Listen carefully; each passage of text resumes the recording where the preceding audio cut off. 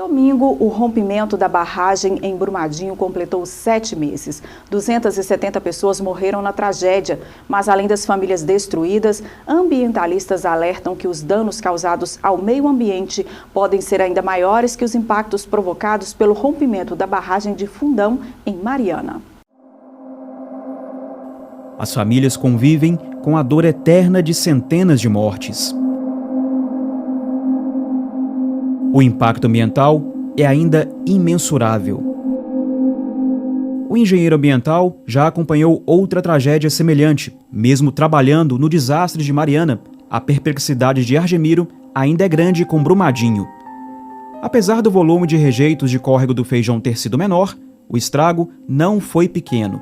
Quase 3 milhões de metros quadrados de área verde simplesmente sumiram no mapa, sem falar dos peixes e outros animais ameaçados de extinção que perderam o lar. O solo da região perdeu fertilidade, um desafio a mais para as ações de reflorestamento. Apesar da escala, da tragédia ter sido menor, os impactos ambientais eles são tão grandes ou maiores. Porque ali em Brumadinho nós temos áreas de Mata Atlântica e até resquícios de cerrado com inúmeras espécies que estão em risco de extinção. E isso nos leva a entender que, além do impacto humano, de ter ceifado mais vítimas do que em Mariana, nós temos em Brumadinho uma tragédia ambiental sem precedentes. A lama do distrito de Córrego do Feijão desceu 200 quilômetros pelo rio Paraupeba, parando na hidrelétrica de Retiro Baixo, na região central.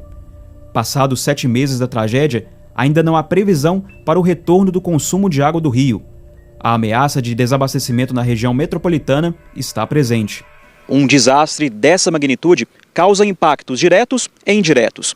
A lama de Brumadinho atingiu 290 hectares da chamada Zona de Amortecimento da Serra do Rola Moça, uma área importante para a preservação do Parque Estadual. O parque é uma das áreas verdes mais importantes do estado, um ecossistema único que faz parte da biosfera da Serra do Espinhaço, patrimônio da Unesco. Mesmo que não tenha chegado ao parque, houve reflexos, conforme explica a ambientalista da Associação Mineira de Defesa do Ambiente, que há 40 anos realiza trabalhos na região. Tristeza de saber que uma floresta inteira foi dizimada, que milhões de animais foram mortos, A lama chegou ao rio Paraupeba e causou um impacto também muito grande. Mas, ao mesmo tempo, é uma lição que eu espero que sirva para o poder público e para a sociedade. É um rompimento de um conceito, de algo que nós precisamos muito hoje em dia, que é o desenvolvimento sustentável. O que seria esse desenvolvimento?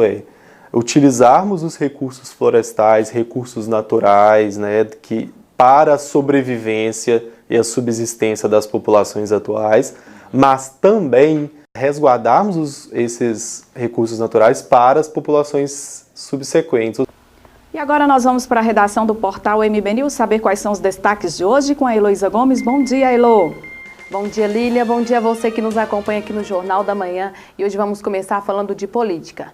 Por mais que as reformas tenham andado, a verdade é que o maior desafio do novo governo está longe de ser superado. Reduzir drasticamente o desemprego. Os dados do CAGED divulgado na semana passada informam que o país criou 461 mil vagas entre janeiro e julho. Número modesto diante de 12,8 milhões de pessoas que estão sem trabalho. E agora falando de economia, o INSS começou a pagar na segunda-feira a primeira parcela do 13º dos aposentados. E após 10 dias de relativa calma, a violência volta a interromper protestos em Hong Kong. E a força-tarefa da intervenção penitenciária deixa o presídio de Manaus quase 3 meses após o massacre. E para estas e outras notícias, acesse o nosso portal mbnews.tv.br. Eu volto amanhã com mais informações. Bom dia a todos. O nosso assunto agora é esporte. O Brasil arrancou de vez na liderança do quadro de medalhas dos Jogos Parapan-Americanos de Lima.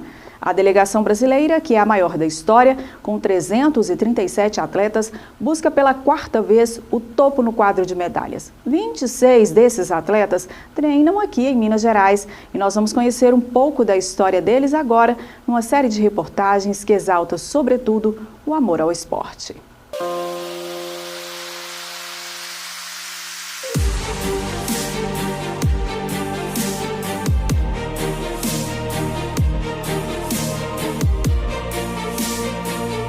Quando chega uma competição, não adianta. O atleta pode até ser experiente, mas o frio na barriga, esse não pode faltar. Eu agradeço a Deus por ter me dado essa oportunidade, né? De tentar ser melhor do que eu fui lá em Toronto e ser agora lá no Peru, sabe? Melhorar minha marca, subir no pódio de novo. Então, esse, assim, os pontos, assim, bons, né? E eu me sinto mais experiente, eu me sinto mais tranquila, mas entre aspas, né? Um tranquilo que você não pode perder aquele frio na barriga, senão não tem graça, né?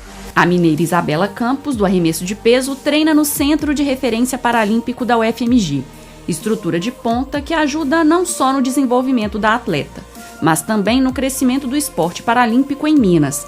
E os resultados já são vistos. A gente consegue ter hoje uma assistência de em torno de 60 atletas com deficiência aqui no centro, então isso é muito importante para o cenário de Minas Gerais. Hoje a gente tem 3 convocadas do CTE em funções completamente distintas, né? Uma atleta, uma fisioterapeuta e uma coordenadora de arbitragem. Um pouquinho da experiência de cada uma dessa atleta, desses profissionais, esse intercâmbio que a gente faz em um evento do porte do Parapan, com certeza a gente vai aplicar nas ações do CTE. No tênis em cadeira de rodas, 2 atletas de Belo Horizonte conquistaram vaga para os Jogos. O experiente Daniel Rodrigues, primeiro no ranking brasileiro, e a estreante em Parapans, Maricol Duval. De quem está mais próximo de mim, que é o Daniel, por exemplo, eu sinto um amadurecimento muito grande. O Dani hoje é um jogador muito mais forte, muito mais maduro e com muito mais consciência de como jogar, como agir dentro da quadra, consegue já assimilar a pressão e não deixar que ela interfira nos seus golpes, né? A Maricol, em 2015, para Toronto, estava brigando por uma vaga, bateu na trave ali, não conseguiu, mas acho também que não era a hora, era muito precoce para ela, era muito jovem, era muito imatura.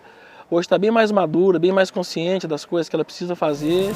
4 vezes campeão brasileiro, o Minas Quad Rugby também é destaque na seleção que compete no Parapan. Temos 3 javalis, como são carinhosamente chamados os jogadores da equipe, entre os convocados. Para o Guilherme, a competição é mais uma chance de elevar o desempenho da equipe brasileira. Geralmente nossas competições são separadas, né? Só uma modalidade, só o rugby. E os Jogos Pan-Americanos são todas as modalidades juntas. Isso traz uma visibilidade para o rugby, que é um esporte novo, dentro do meio do esporte paralímpico. Porque as outras pessoas têm a oportunidade de ver que a gente tem chance de medalha, que a gente já conquistou uma medalha.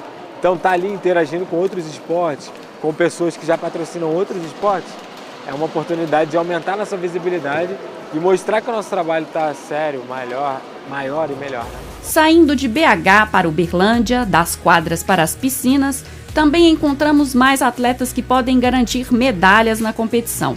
Ex-campeã nacional, a equipe paralímpica de natação do Praia Clube tem 3 convocados, além do treinador Alexandre Vieira. O critério para estar nesses Jogos Paralímpicos para Pan-Americanos Lima 2019 foi estar pelo menos até o 2º lugar do ranking das Américas. Então todos esses atletas eles têm chances reais de brigar pela medalha de ouro. A natação ela exige um período de preparação muito longo, então a gente imagina o tempo dos atletas que eu vou estar competindo contra e para trabalhar em cima disso, porque o esporte paralímpico ele tem essa característica que ele se reinventa, se renova a cada ano, então o ranking varia muito.